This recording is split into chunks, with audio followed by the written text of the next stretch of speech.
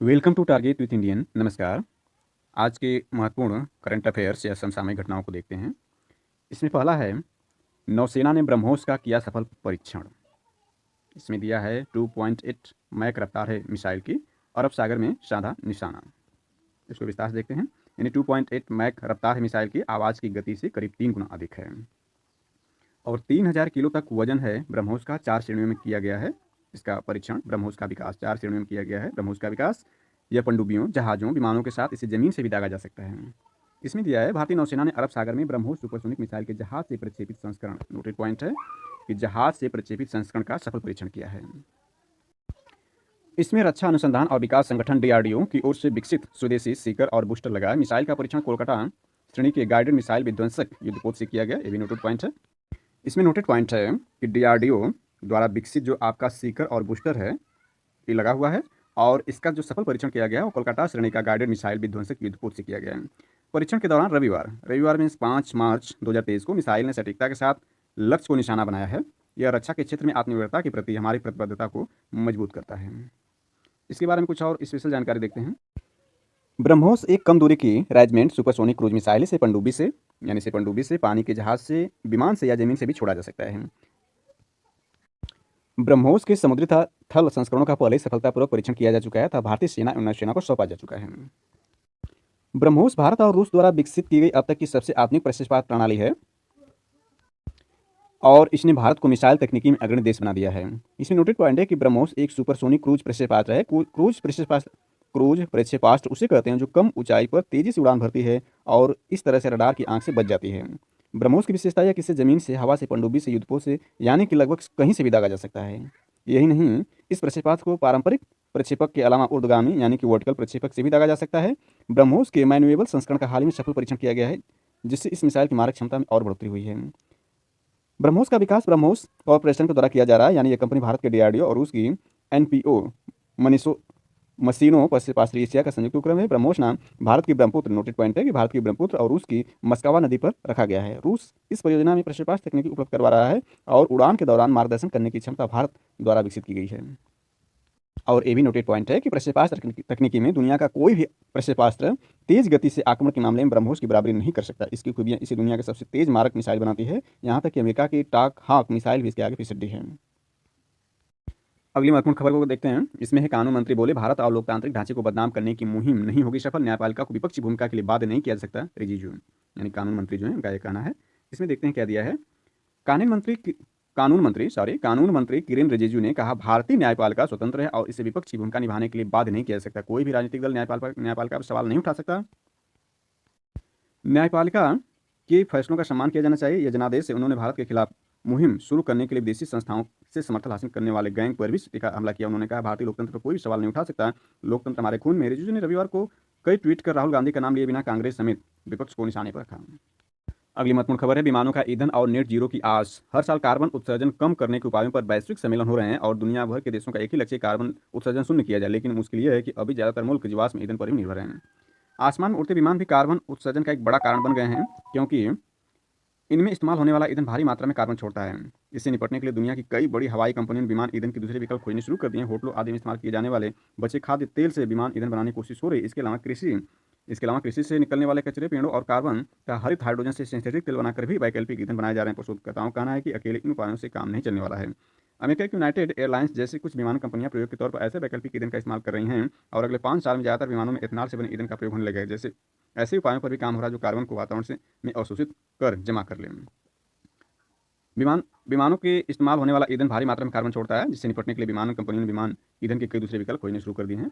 यह दिया हुआ है और यह जो लेख है कैंडेलेरिया बर्जेओ का लिखा हुआ है, उन्होंने इस पर यह टॉपिक लिखी है। अब देखते हैं महत्वपूर्ण खबर। इसमें दिया है, भारत के सर्वाधिक गेहूं उत्पादक करने वाले राज्यों में देश भर में ये 5 राज्य 85% से ज़्यादा गेहूं का उत्पादन करते हैं।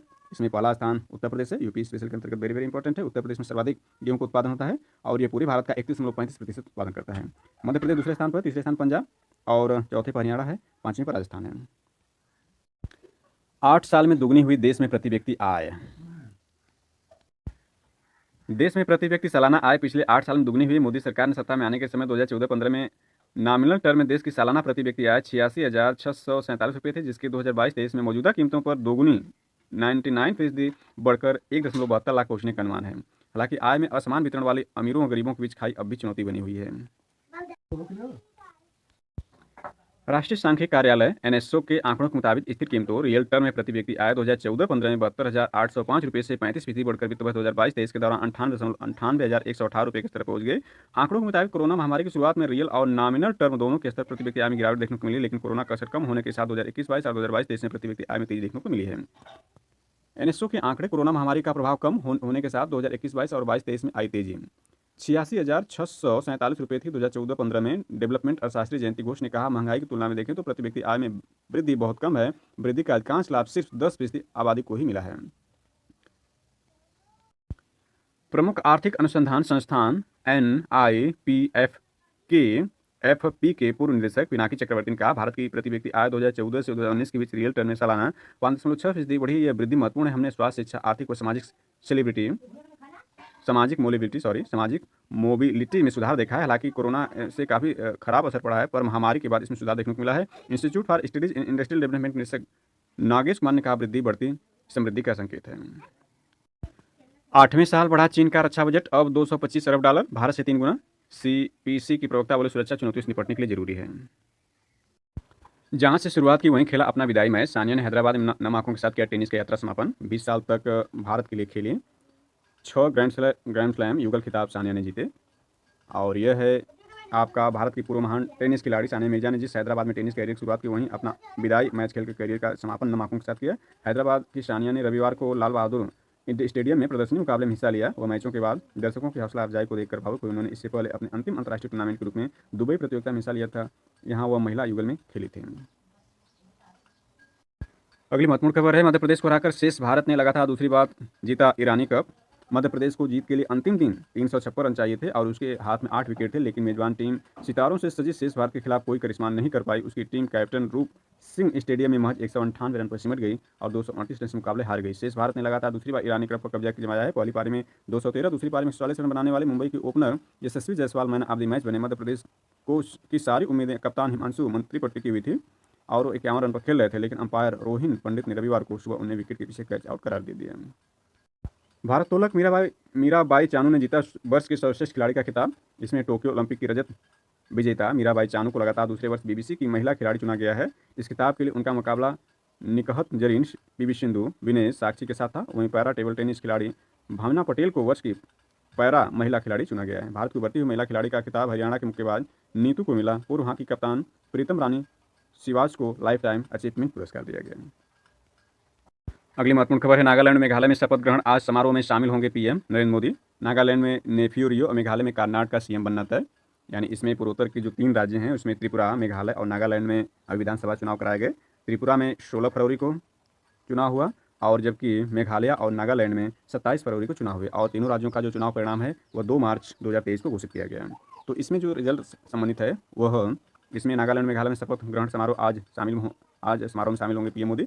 तो इसमें दिया है, प्रधानमंत्री नरेंद्र मोदी पूर्वोत्तर के 3 राज्यों के दौरे पर नागालैंड की राजधानी कोहिमा पहुंचेंगे, जहां मंगलवार को नागालैंड और मेघालय की नवगठित सरकार के शपथ ग्रहण समारोह में शामिल होंगे। नागालैंड में एनडीपीपी के नेफ्यू रियो, तो मेघालय में एनपीपी नेता कानराड संगमा के नेतृत्व में सरकार का गठन होगा। बुधवार को पीएम त्रिपुरा की राजधानी अगरतला पहुंचेंगे।